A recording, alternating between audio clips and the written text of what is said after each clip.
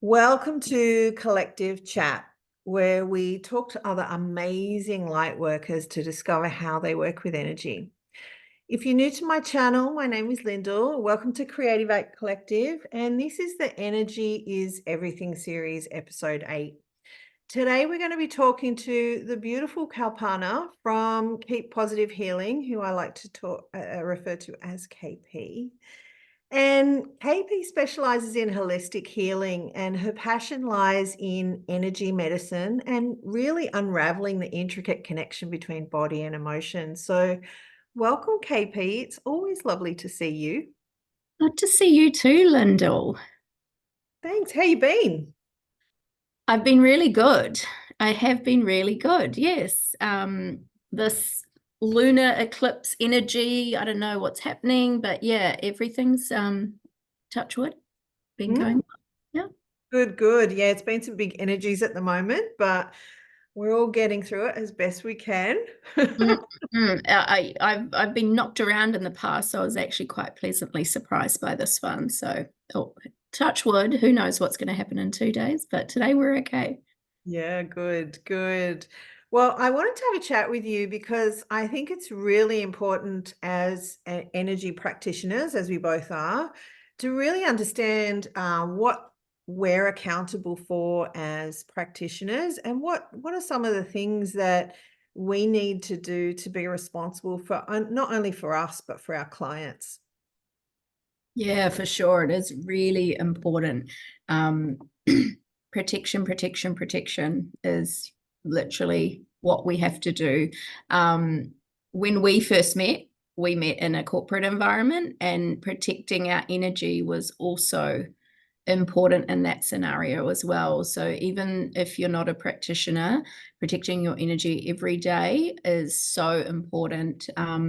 Other people's energy can seep into yours, and you start to feel really bad. And yeah, it's just not fun. And when we're working with clients, it's super important to make sure that you protect yourself for your own well-being, but you also protect them as well. And as the practitioner, it's kind of your job to make sure that that happens. So yeah, you got to put that level of security around your client to make sure that they receive the healing in the most purest and most loving way.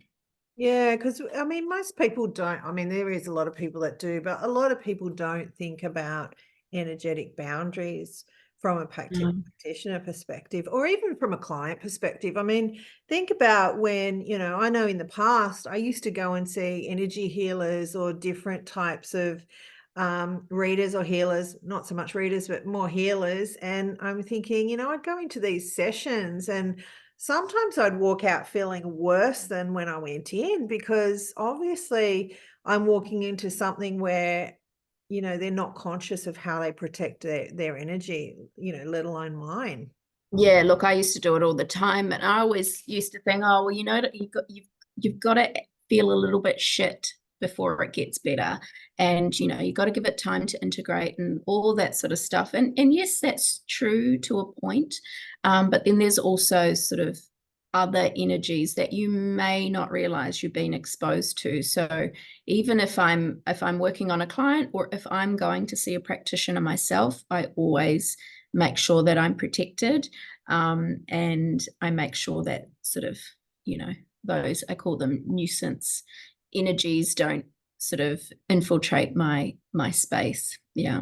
Yeah. And tell us, KP, what sort of stuff do you do to prepare your space for a client session? So before my client session, I mean, everyone has their own rituals that you do, but essentially it's the same sort of thing. You make sure that your space is clear. So anything that is not yours, I make sure it's like sweeping the rubbish out, make sure that it's clear. Make sure that, I'm in alignment, making sure my energy, I create a safe environment for my client.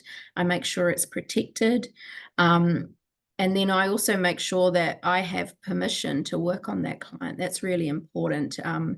And, I've worked with a few people that have not done that, but in certain practices that I've learned, it's one of the first things you do. You ask to connect to their energy.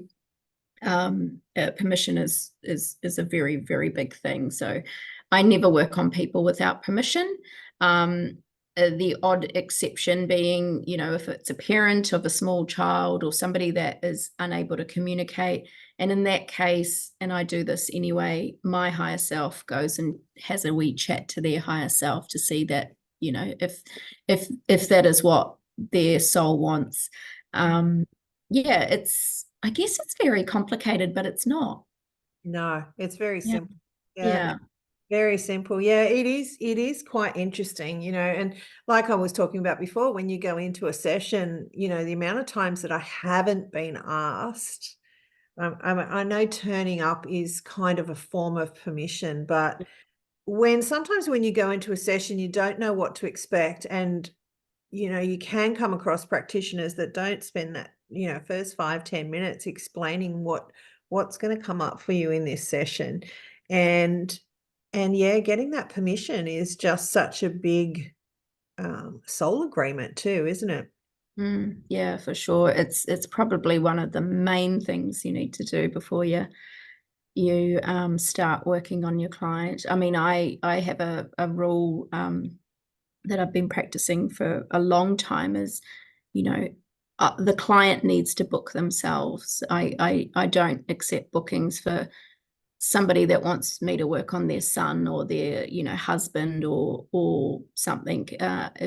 If that person isn't ready, they're not ready, and they're not going to be able to receive the healing, and in fact they probably revolt against it if it's something that they're being forced into do. So that's a big one for me. The only exception being like children and people that aren't in a situation to be able to give their permission. Yeah. Yeah, absolutely. I mean, it's like anything in life, isn't it? If you don't want it, you're not going to do it. So No, it's and I'm very stubborn. So, like if I don't want to do something, I'm not going to do it. yeah, I can yeah, just imagine everyone's like that. Yeah. yeah. And most people want the best for everyone else. So yeah, I've had that before in the past as well, where people have gifted other people sessions. And yeah, I won't do it either, because obviously they need to be able to show up and really want it to be able to make that Yeah. change. Yeah. And and it doesn't feel good if somebody doesn't get the result that you want them to have. Like I want everyone to heal, like I want everyone to have an amazing experience, but sometimes you're going to get some sort of resistance, and before you can you know get through that resistance, they need to get through whatever they need to get through, whether it's acceptance that they need help, or some people don't even think that they do, so why would they ask for help if they don't need help? So Yeah, yeah. yeah, absolutely, absolutely. Something I wanted to talk to you about today, which is might be a little bit contentious with some of the people listening, because I know there's quite a lot of people that aren't doing this at the moment as practitioners.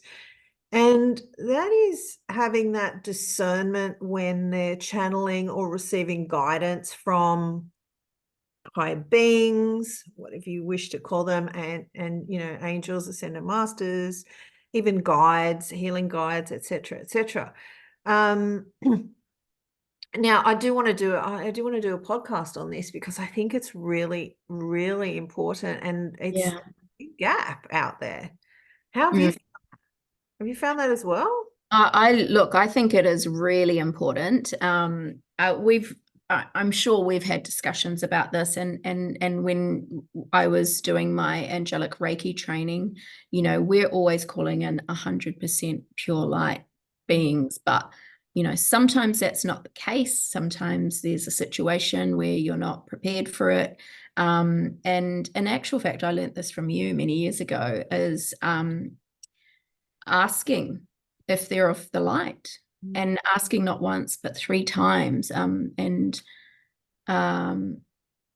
basically it just knocks them out. It knocks out if it's not a true an energy. I'm going to say energy because whatever your belief system is, energy is just the easiest way to explain it for me.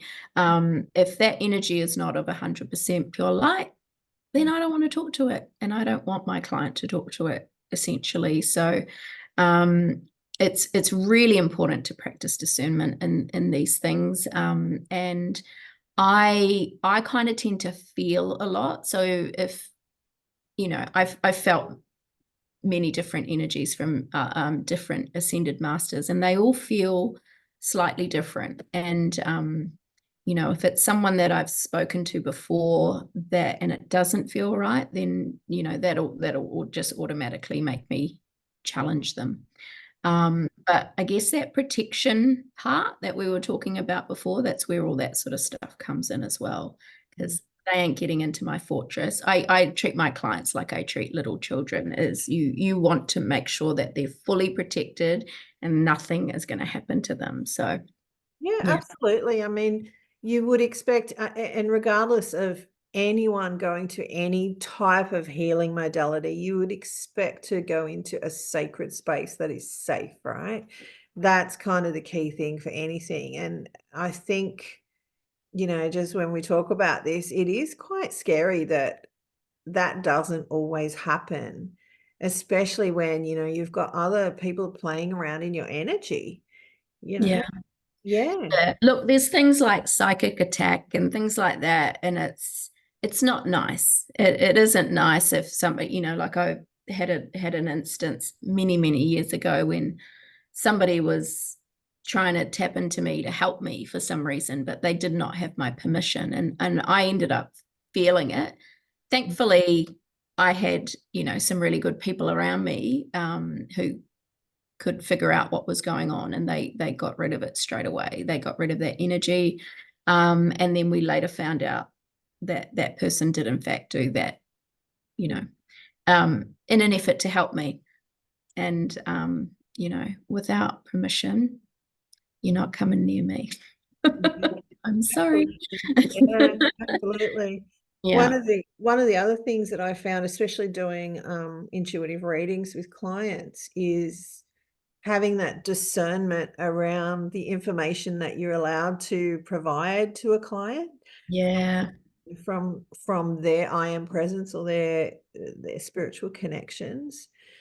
Because not everything is meant to be shared. Yeah. Yeah, it's not all for them. Sometimes it's for us to get our head around how we communicate to our client. And so I don't know about you, how you receive information. I get feelings a lot. I get little snippets of pictures and dialogue. So sometimes, they're telling me in a way that it's easy for me to understand, that I resonate with, and then that allows me to be able to communicate to my client. But there's some things that don't need to be shared, and it's just for your information only. And I think it's really important to be able to sort of figure out what you share and what you don't share, because sometimes the client isn't ready to hear blunt information, and sometimes yeah.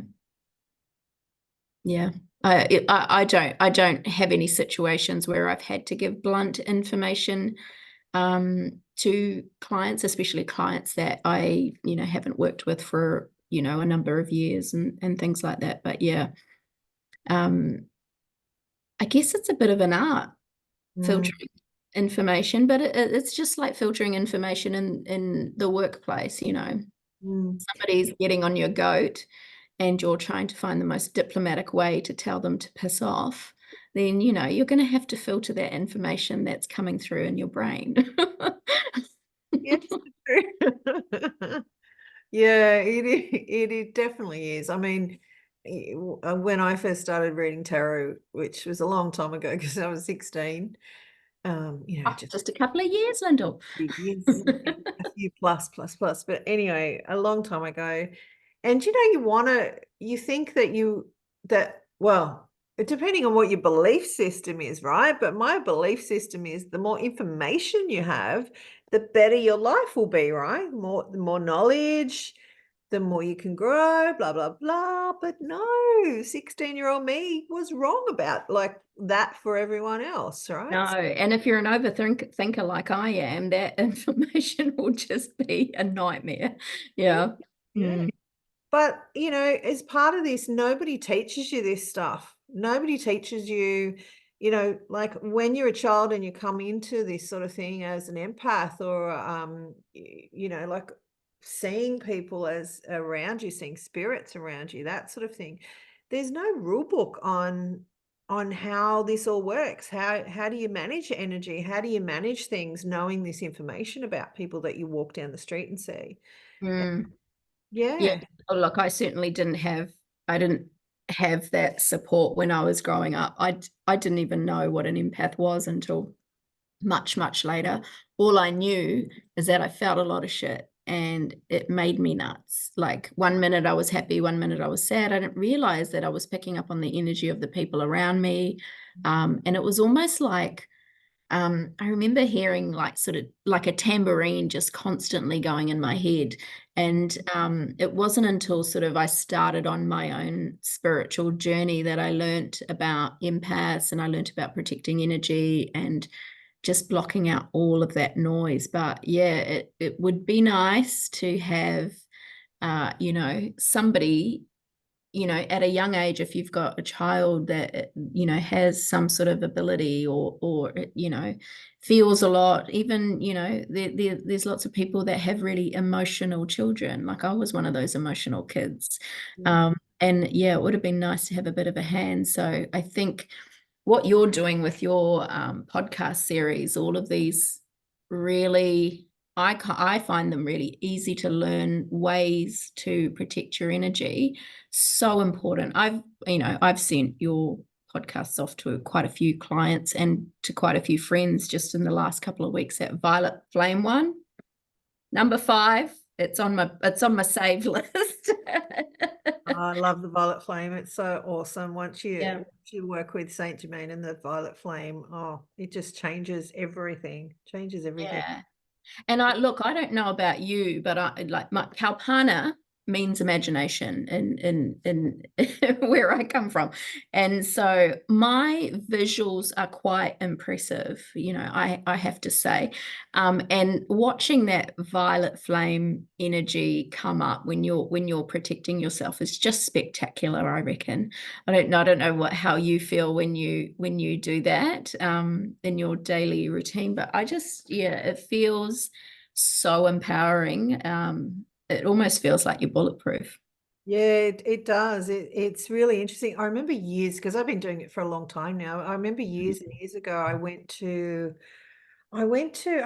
remember what it was for. You know what? I think I went to a reader because I thought maybe I just need discernment and someone else to read for me, which was a bit of a waste of time. But anyway, as you do these things when you're younger, I went to a reader and I thought before I went in, I thought I need to violet flame myself to protect myself from the energies. Anyway, when I walked in, the first thing she said to me was, all I'm seeing around you is this violet energy around you. And I thought, okay, she's all right. I can sit Yeah, and talk with her yeah. because she's picked it up. But But that's good. That's good for us because then we know, then we know that we've picked the right people. Yeah. yeah, I think I'm very lucky. I've managed to find quite a few amazing people along the way, and I haven't, sort of gone down any sort of dodgy alleys or anything like that. But like we met in an office environment, but then we realized very quickly that we were into the same stuff, and we both had businesses on the side that we were doing this sort of work. So I always think people come to you. You know, when you need them. universe always sends the right people, I think. Absolutely. Absolutely. Yeah, 100%. And, the other thing too, which is what I've been trying to do with the podcast as well, is to allow people to have that discernment, like not everyone's going to resonate with the violet flame, or not everyone's going to resonate connecting into their I am presence, or a particular religion or a particular belief system. And it's not really about that. It's about just connecting into what's important to you as well. Yeah, yeah. And that's the thing about this type of work is there's a lot of people everywhere, and they all do different things, and they all do the same thing as well. It's whatever resonates with you. I resonate with the work that you've been doing. We connected, in an office environment.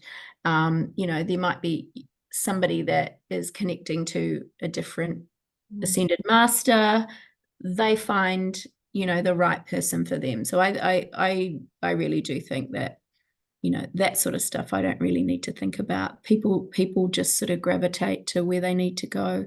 The right people will be watching this podcast right now. It'll resonate with some, it might not resonate with others, and they're going to just press stop and move on to the next thing. So, the work that you're doing is amazing, I think, Lyndal. It's really connecting those people that not only sort of in the journey, but maybe at the start of the journey. And I think those exercises, they're so simple. They don't take a long time. And if you just sort of incorporate that into your day-to-day life, you just start to feel better. And, like the series is called Energy is Everything. And, it's just that basic. Yeah, thanks, KP. Everything. So why wouldn't you, make sure that you protect that? Yeah, thank you. I really appreciate that. And it really is. I mean, that's what the channel's about, right? It's really about collective as well. Like it's not just what one person does or 10 people do. It's about all of us, because I honestly believe that we're all one source energy, right? Yeah, for sure, for sure. And Yeah. look, I'm very lucky. I connect with a very large group of amazing women that do this type of work. We set intentions not only for ourselves but for the collective. And look, I don't know, if I hadn't discovered this, I'm not too sure where I would be, but it has been sort of, amazing. It's been an amazing journey. It's still going. I don't think it's ever going to stop. But we just like to pick people up on the way, along the way, and teach them a few things. They'll teach some new people a few things. There's chain reaction to this thing. Yeah. Yeah, it's awesome. I love it. So I know there's going to be a lot of people that will resonate with your energy today, KP, your beautiful energy. So how can they find you, and tell us about a little bit more about what sort of services you offer? So the things I offer, I use introspective hypnosis, which is getting down to sort of some of the core belief systems. Theta healing also, that works on the belief system. And I also practice angelic Reiki and emotion code. I'm really into sort of this whole emotions manifesting in physical form, and trying to get rid of things that really are blocking people from moving forward. So yeah, you can find me online at keeppositivehealing.com.au. We're also on Facebook and Insta. Just pop in for a wee look, and you can book a free consultation to see if anything, where you wanted to chat about some of the services. But yeah, that's me. Wonderful. I'm sure there'll be plenty of people. I will make sure we've got all the links in the details below so you can check that out. And look, I have to say it because one of my friends keeps nagging me about this. I'm not really good at this stuff, but guys, if you like the videos, give it a thumbs up and please subscribe. I hate saying that shit, but anyway, my friend who I know who's watching, I did it. There you go. So anyway, next episode, we're going to be talking about collective energy, the impact of collective energy on all of us. So that'll be something to join if you're interested. Anyway, I hope everyone is well, and thank you so much, KP. It's been wonderful chatting with you. Hopefully My we'll have you pleasure. on again. Yeah. Definitely. Always good to see you, Lyndal. You too, my lovely. Lots of love to everyone, and we'll see you next time. Bye. Bye.